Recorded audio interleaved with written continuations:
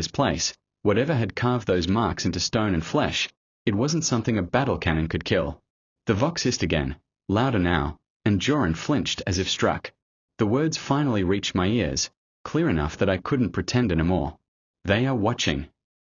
I didn't know if he meant orcs, or if he meant something far worse.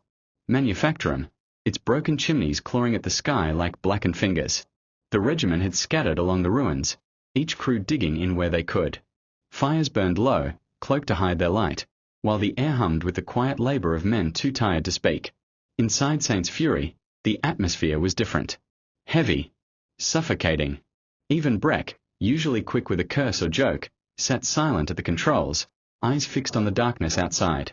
It was Joran who broke the silence. His hand shook as he adjusted the vox, not in ritual maintenance but in desperation.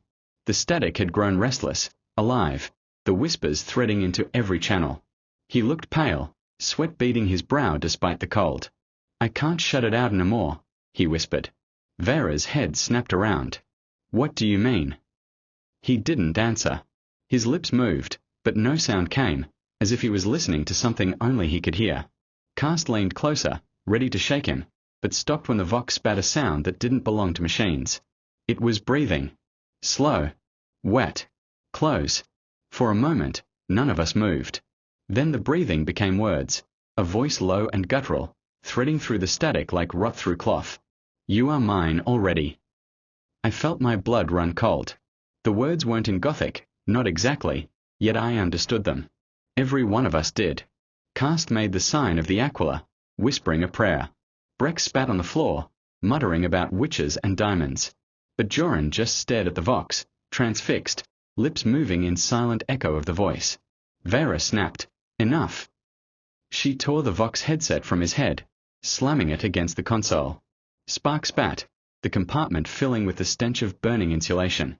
For a moment, the whispers stopped. But the silence that followed wasn't relief. It was worse. We lay there in our steel coffin, listening to the night outside. No orc drums. No distant gunfire. No sound at all, except the faint creak of ruins settling. The silence pressed on us, thicker than the hull, heavy enough to choke. I tried to sleep, helmet pulled low over my eyes, but the air inside the tank felt wrong. Warmer than it should. Too close. And in the half-sleep between waking and dreaming, I swore I heard something moving just outside the hull. Slow footsteps. A scrape of claws on steel. I told myself it was nothing. Just nerves. Just ash falling. But when I looked at Joran, I saw his lips still moving, as though answering something none of us could hear. That night, I realized the tank's armor could stop shells, slugs, even rockets. But it could not keep out the warp. And it could not keep out what was already inside one of us. Morning never really came. The ash clouds overhead smothered the sky, turning dawn into a sickly, red-tinged twilight. We rolled out with the rest of the column, engines growling low, treads grinding through rubble and bone. The orders were clear: push east, secure the Havelock district, and hold until reinforcements arrived. But no one in Saint's Fury spoke of orders. Not after the night before. Joran was quiet. Too quiet. He moved with the crew, adjusting dials, running Auspex checks, but his eyes never quite focused on the task at hand. They were fixed on something else, something we couldn't see. Vera sat tense in her commander's seat, helmet off, running her fingers along the aquila carved into her breastplate. She didn't look at Joran, but her every movement was sharper, harsher. Karst cleaned his weapon 3 times before we even reached the ruins. A man doesn't polish a las pistol that much unless he's preparing to use it. The first signs came when the Auspex picked up movement in the Hablocks. Not orcs. Not heat signatures of men. Just shifting. Shadows moving against the wind. "Ghosts," Breck muttered, though he said it with no humor. Then Joran spoke, voice low, almost reverent. "They're waiting for us." The cabin froze. Vera turned sharply. "Who's waiting?" He smiled. A thin, joyless smile. "The ones beneath. They've been speaking to me. Guiding me. We are going the wrong way." Karst's las pistol was in his hand before the words had even finished.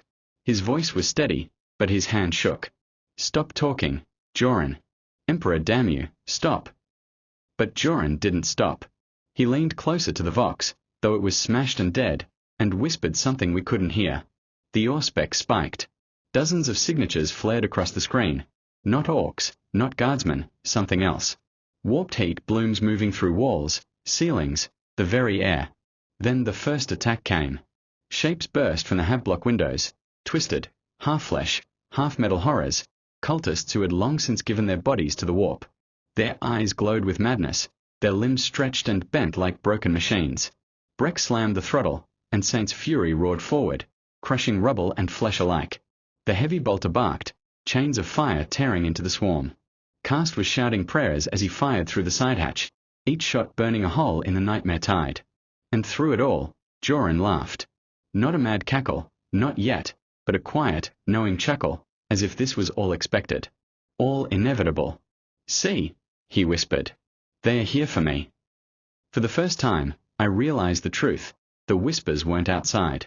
They had already rooted themselves inside our crew, inside our brother. And the war for Joran's soul was just beginning. The charge into the Havblock district had been brutal, but nothing compared to what followed. By midday the fighting had chewed us raw, tank and crew alike. Saint's fury was bleeding oil, hydraulics hissing with every turn of the turret. The hull groaned like an old man's bones, every bolt screaming as if the machine spirit itself resented our survival. Inside, the stench was unbearable, sweat, ozone, promethium fumes, and the faint iron tang of blood. Breck's hands were blistered from wrenching the controls, his knuckles raw. Cast's lips were cracked, muttering half-prayers between shots. Vera barked orders through gritted teeth, but her eyes flicked constantly to Joran, who sat pale and smiling, as though the war outside was just a passing storm. The first sign of true failure came with the grinding screech of gears. The turret jerked, stalled, then locked at a 40-degree angle. The main gun refused to cycle. Breck cursed and slammed the console. Nothing. Drive still holds, he growled. But turret's out. Emperor help us. Vera didn't flinch. Then we drive harder. Breck, ram them. Cast, keep that bolter singing. Loader, shells are useless until we fix it. Switch to repairs. I obeyed, scrambling through the narrow space to the maintenance panel. Sweat stung my eyes as I wrenched the plate free. The wiring was half-burned, the servomotors clogged with ash and grit.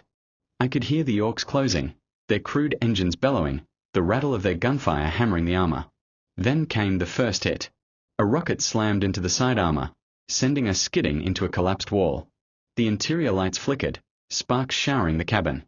My ears rang with the impact, teeth rattling in my skull. Vera's voice cut through the chaos. Report. Still alive, Breck grunted, slamming the throttle to reverse us free. But that one cracked something deep. Drive sluggish. I tore at the servo with bloody fingers, muttering litanies to the machine spirit.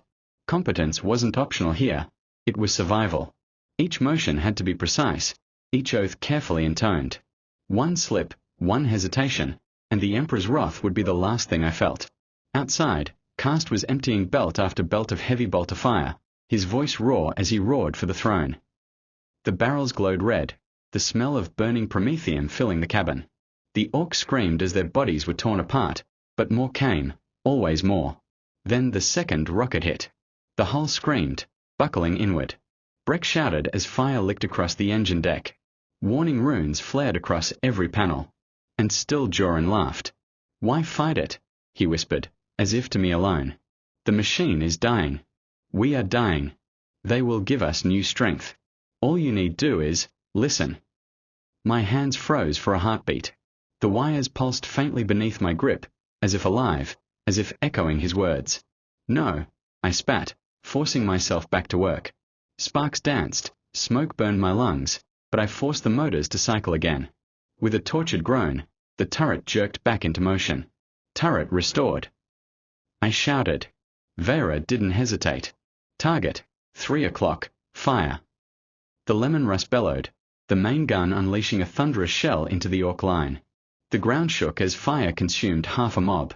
Breck whooped, Cast screamed in fury, and for a moment the tide broke. But the cost was clear. The engine's rumble was weaker, coughing with every surge. The armor was cracked, blackened, weeping smoke. The tank was wounded, just as much as the men inside. And Joran, still smiling, whispered to the dead Vox, "One by one, you'll see. One by one." The machine spirit had answered me once. But how many more times could we demand a miracle before it abandoned us entirely?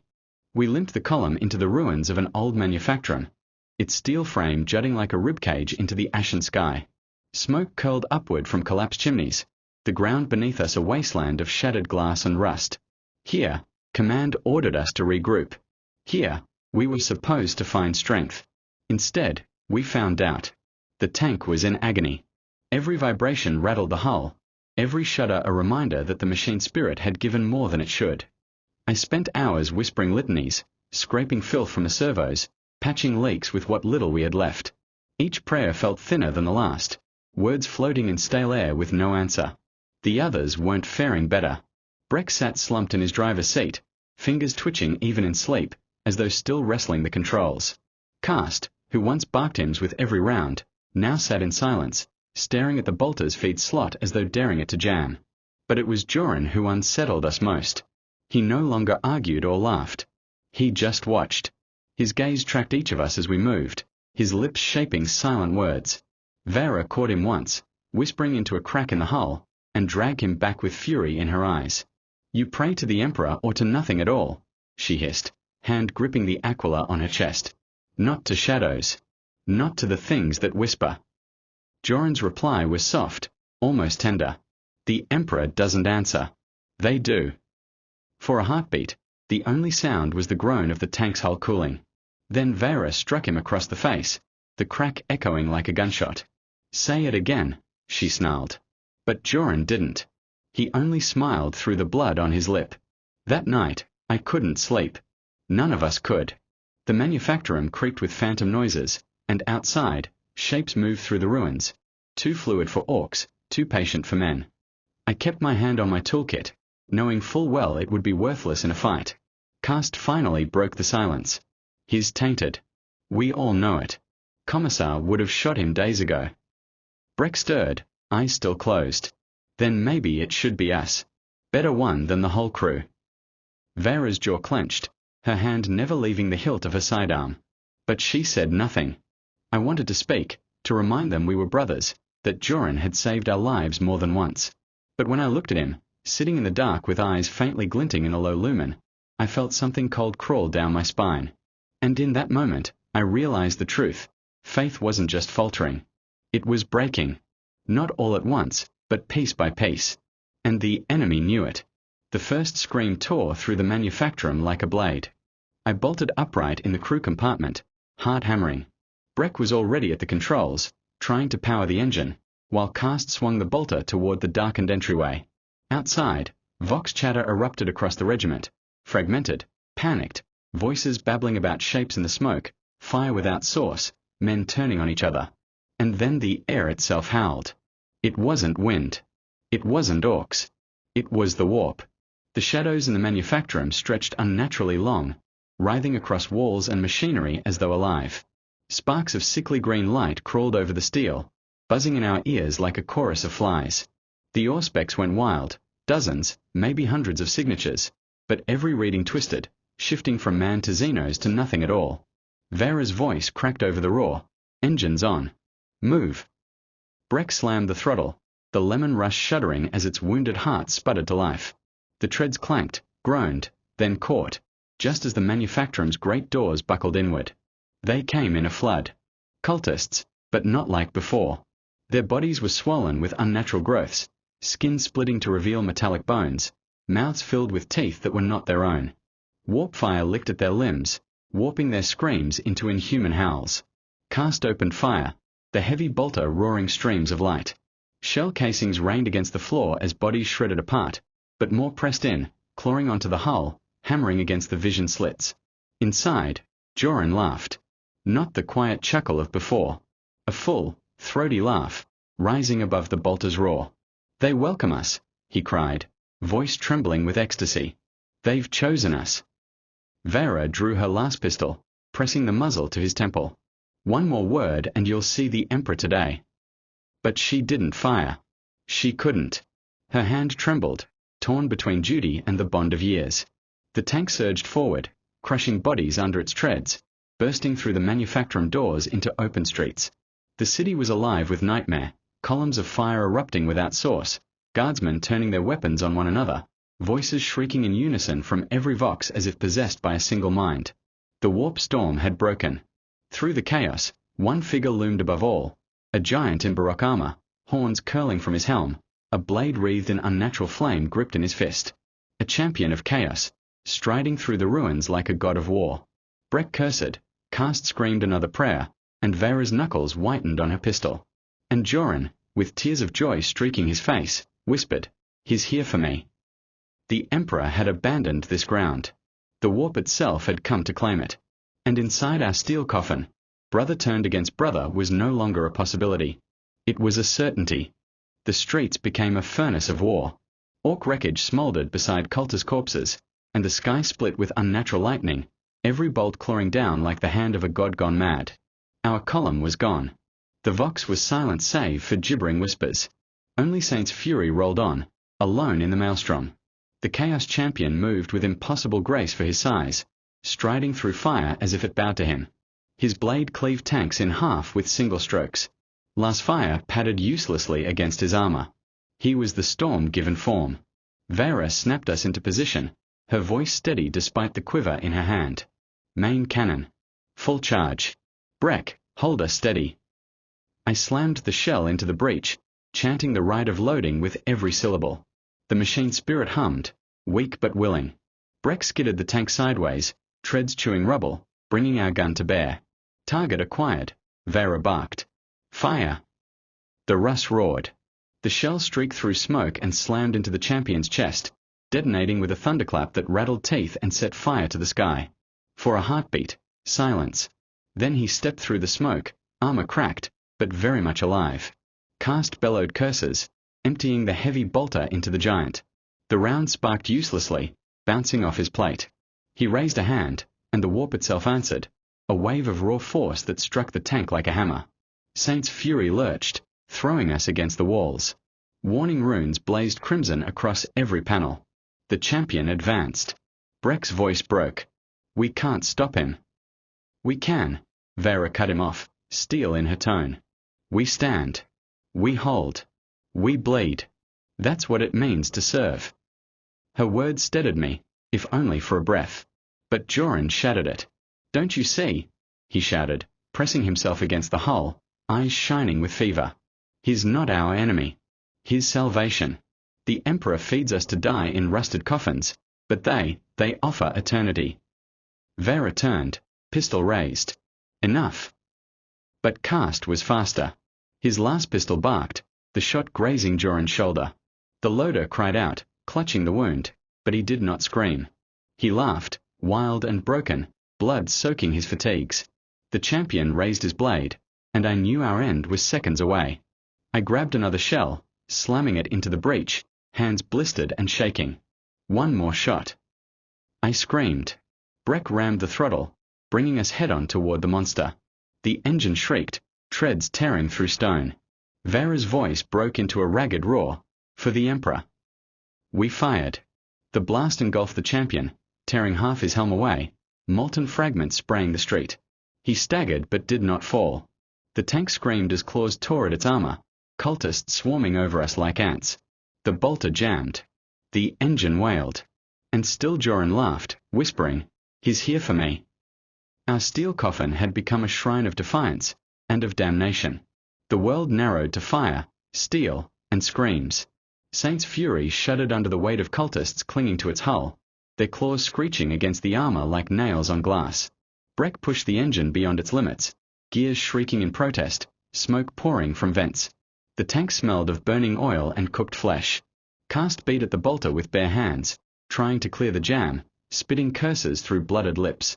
Vera crouched by the commander's hatch, last pistol in one hand, combat blade in the other, stabbing at the heretics clawing inside. And Joran, Emperor damn him, stood grinning, eyes alight with something unholy. His wound bled freely, yet he barely noticed. He pressed a hand to the sparking console, whispering not prayers, but promises. The machine spirit's runes flickered in time with his words. "Stop him." Vera screamed. I lunged, wrench in hand, but he caught me with inhuman strength, his grip iron. "Why fight?" he hissed, his breath hot against my ear. "We can be more. The Emperor sends us to die as meat. They offer us eternity." I drove the wrench into his side. He gasped, staggered, but laughed through the pain. Then the tank pitched violently. The Chaos Champion had struck us full force, his warp blade carving across the hull, slicing deep. Metal screamed. Sparks showered. Warning runes cascaded in a red tide. The crew roared back in defiance. Breck drove us straight into the giant, treads chewing over rubble, the machine lurching forward like a wounded beast refusing to die. Cast cleared the bolter, unleashing a final storm of rounds that shredded cultists into red mist. I slammed another shell into the breach, my hands slick with blood and grease. "Ready. Fire!" Vera's command cut through the chaos. The cannon thundered. The shell struck the champion square in the chest, detonating with enough force to throw his massive frame backward. He crashed through a collapsed wall, buried in rubble and flame. For a moment, the street fell silent, save for the groaning of the wounded tank. But the silence was not peace. Joran staggered forward, eyes wild, clutching the sparking console. "He lives. He calls. And I must answer." Vera raised her pistol. Her hand shook, not with fear, but with sorrow. For all his corruption, Joran had been our brother. The decision tore her apart. But in the grim darkness of war, mercy is a luxury. The shot rang out, echoing inside the steel coffin.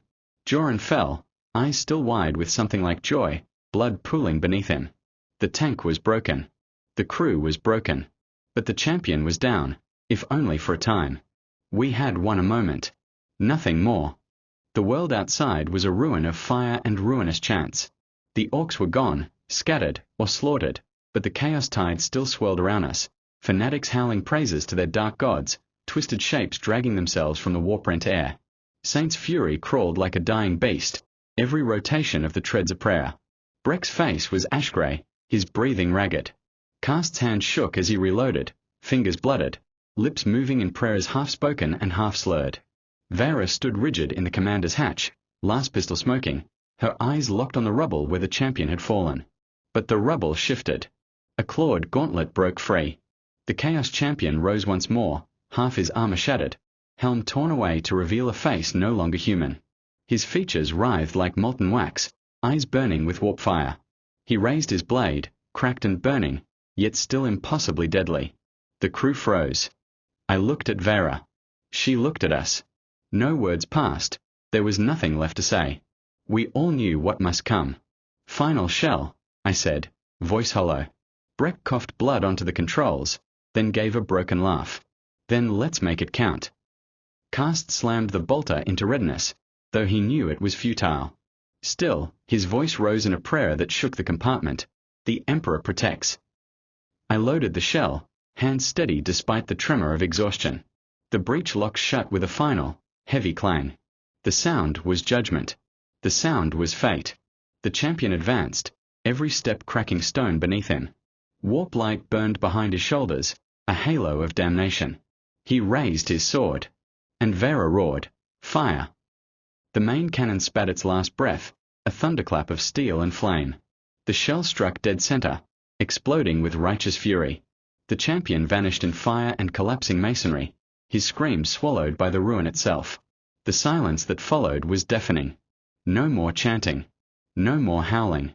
Just the sound of Saint's fury breathing its last, hissing steam, groaning metal, dying machine spirit. Vera slumped back into her seat, last pistol falling from her hand. Breck's head rested against the controls, his chest barely rising. Cast muttered prayers softer now, like a child whispering to sleep. I sat with Joran's still body at my feet, the blood cooling against the deck. His eyes were open, staring, and I could not tell if he saw the Emperor, or something far worse. We had held. We had killed a God's chosen. But at what cost? The tank was a tomb. The crew was broken. The war outside still raged. And yet, through the smoke, through the pain, I felt something stir. Not hope. Not triumph. Just the grim certainty of duty. We had given everything, and still we endured. That is the way of the Guard. That is the way of men bound in steel coffins across the stars. And in the darkness, I whispered the only words that mattered. For the Emperor.